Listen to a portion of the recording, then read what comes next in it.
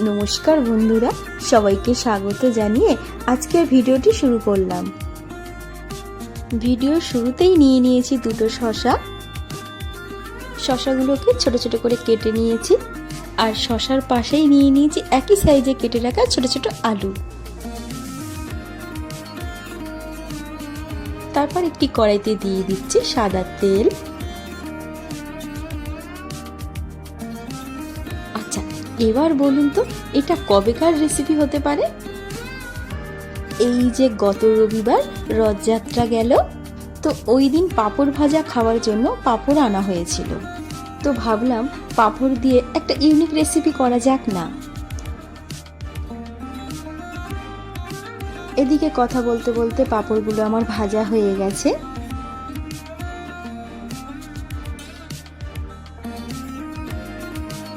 ভাজতে ভাজতে আমি একটু খেয়েও নিচ্ছিলাম। তারপর ওই তেলই আলুগুলো ভেজে নিচ্ছি।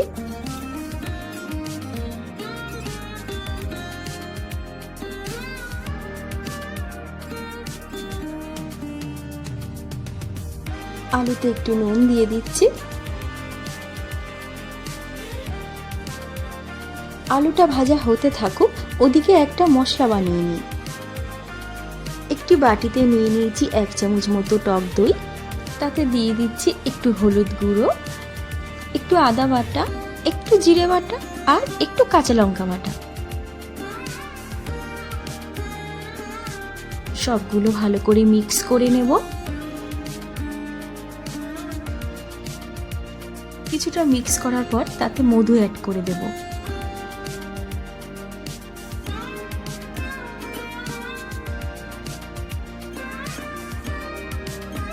এদিকে আলুটাও আমার ভাজা হয়ে গেছে।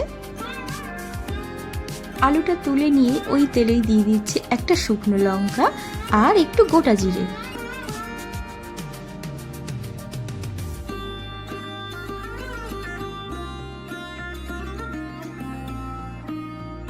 তারপরেই ওই তৈরি করে রাখা মশলাটি দিয়ে দেব।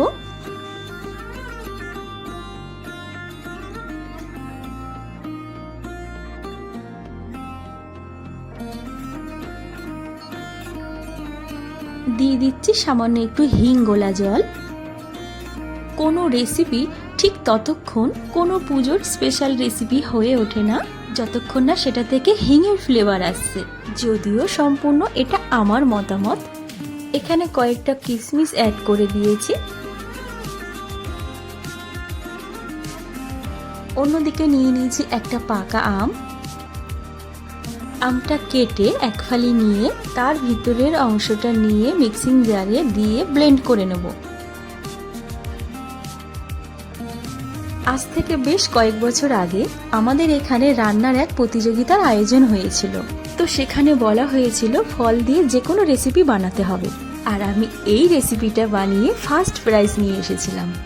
আজ ইচ্ছা হলো তাই রেসিপির সাথে সাথে গল্পটাও শেয়ার করে দিলাম।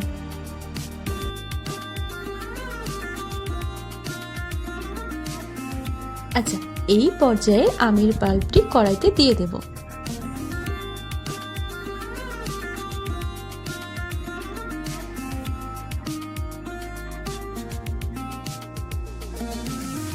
টক মিষ্টি ঝালের দারুণ এক কম্বিনেশন আছে এই রান্নায়।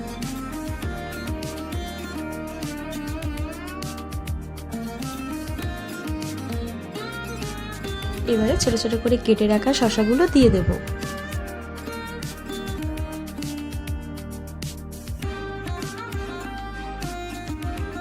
ভেজে রাখা আলুগুলোও দিয়ে দেব।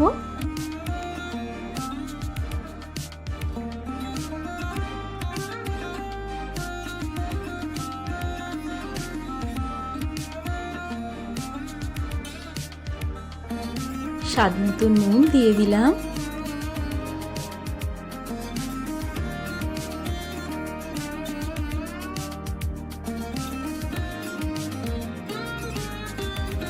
ঢেকে রাখবো 2 মিনিট মতো।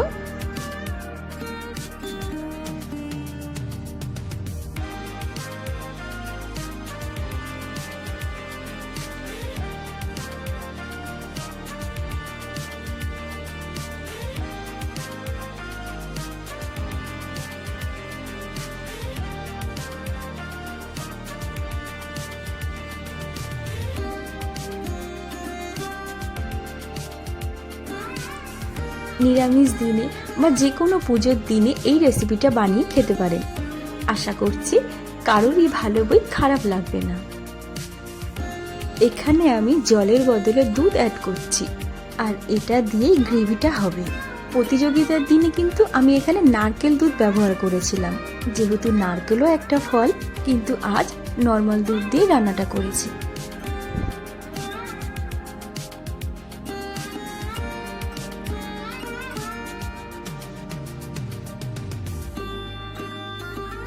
এই পর্যায়ে ভেজে রাখা পাঁপড়গুলো দিয়ে দিচ্ছি।